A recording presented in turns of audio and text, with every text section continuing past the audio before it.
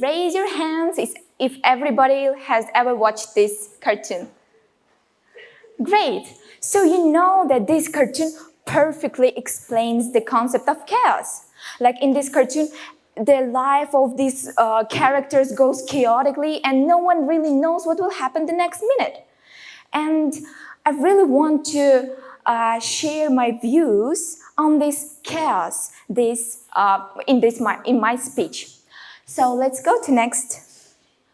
All right. When I think about the chaos, I want to think about from my point of view, which is a little bit scientific. So, in science, we have such a concept called entropy, which basically means that everything bad becomes even worse. So, in order to help you get a feeling of this law, I would like you to imagine a little bit. So imagine that I'm holding a couple of eggs in my hand. And then accidentally I drop those eggs. So what will 100% happen to them? They will break. They will break. You are sure 100% that once eggs will drop to the earth, they will break. But now let's imagine another scenario, that those little pieces of egg will come together, form a new perfect egg, fly up to my hand, and will stay perfectly on my hand. So how many chances that will happen? Zero. Yes. It means that perfect egg has 100% of going into chaotic form.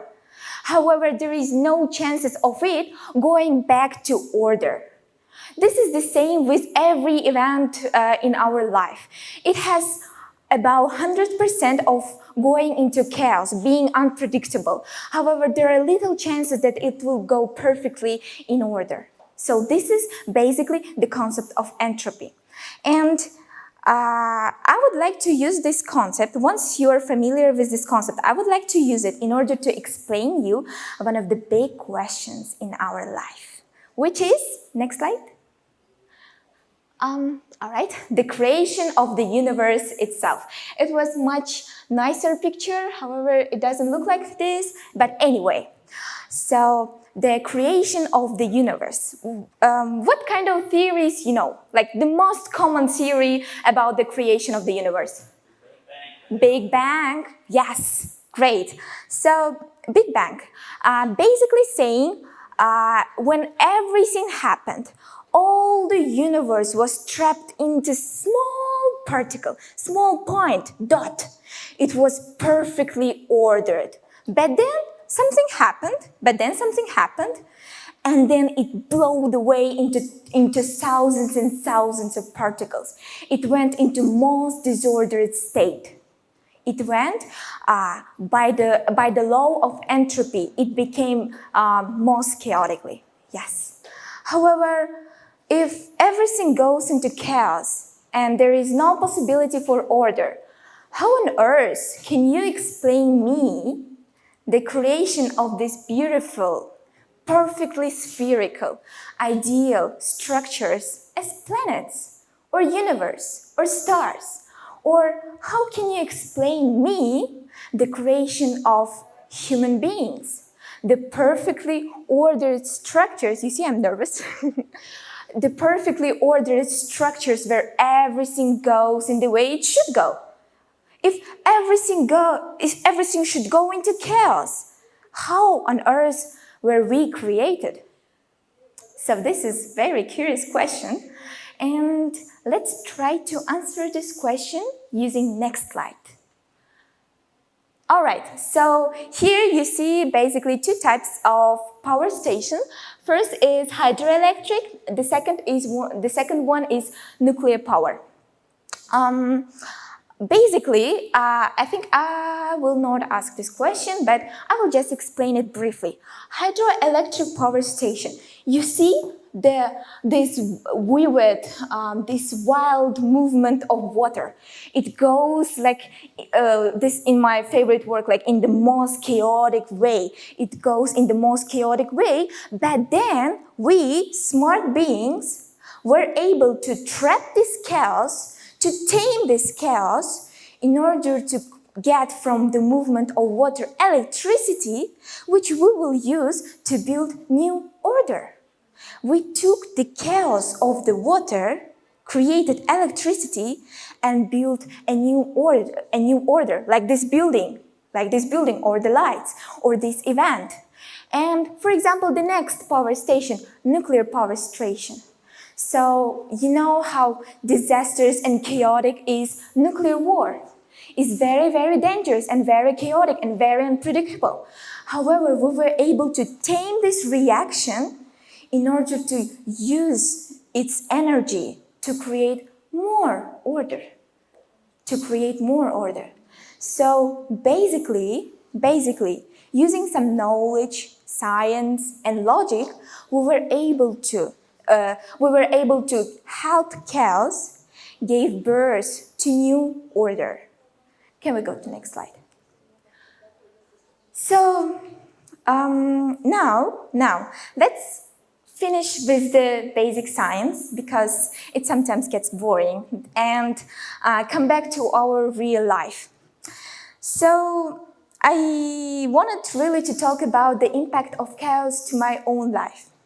You know, the first time when I really felt the chaos, it was really, really amazing time because it was one of the first time when I felt alive. Why? Because it was the time when I chose my future profession, the profession of a chemist. I wanted to become a doctor, like everything ordered for doctor. You know everything about the profession of doctor, nothing chaotic, nothing unpredictable. But no one knew anything about the chemistry and no one knew anything about the profession of a chemist. And it was really chaotic. And I naively and stupidly chose this profession. And I let myself to embrace the chaos as much as I can. And now I see the results of it.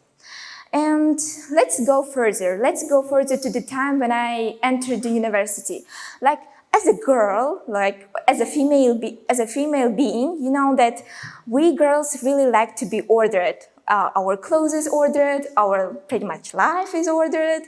And I was like this. When I came to university, I said, all right, I have math, chemistry, physics, biology. I will learn all of them. I will spend all of my time in the university only learning these subjects. And what will happen when I came to university?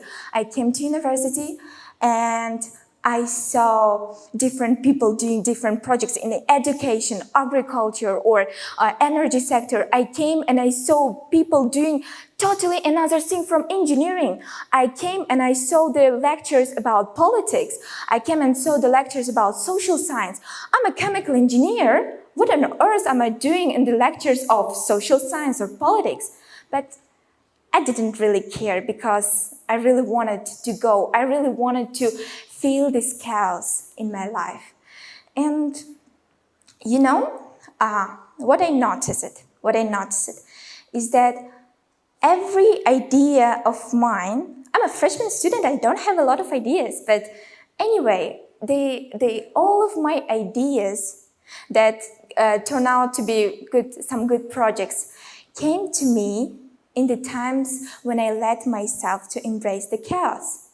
For example, I do remember the time when I decided to go to the lecture about the professions of IT.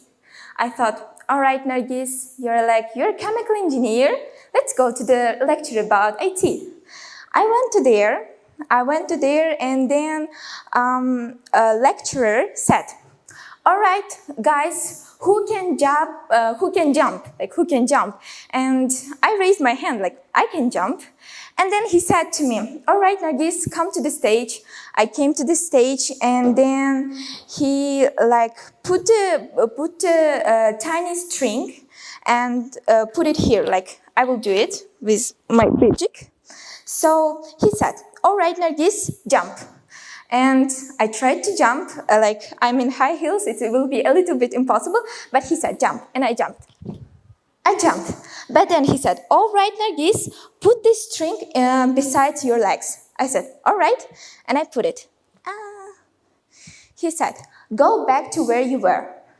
I went back, and then he said, all right, Nargis, now try jump further than you jumped in the first time. And I said, all right. At that time, I jumped more further. It was a little bit crazier for me, but I tried and I could.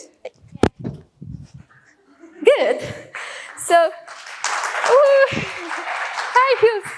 All right. And then he said, all right, Nargis, why you didn't jump so further away at the first time? I said, like, I don't know. You haven't said me to where I jumped, so I jumped everywhere I could. And then he said, all right, from now on, guys, Nargis, remember that every time you put your goals, every time you don't have goals, you cannot get to your most potential. But every time you put goals and high goals, you can go to your potential. And when I came to this lecture, I couldn't even predict that I will be able to know this fact about goals. Of course, I've heard some lectures about putting goals and the rest, but this lesson I remembered for the rest of my life. And to end my speech, I would want to say to you that please never be afraid to embrace the chaos in your life, because you will never know how beautifully your life can then become. Because only the lessons and the experience I got from the chaos shaped the person I am right now. And as a student of New Uzbekistan University and as a freshman, watching a couple of lectures, I can say to you a little bit about this sign. Like, this is yin and yang. And the black means chaos, the white means order.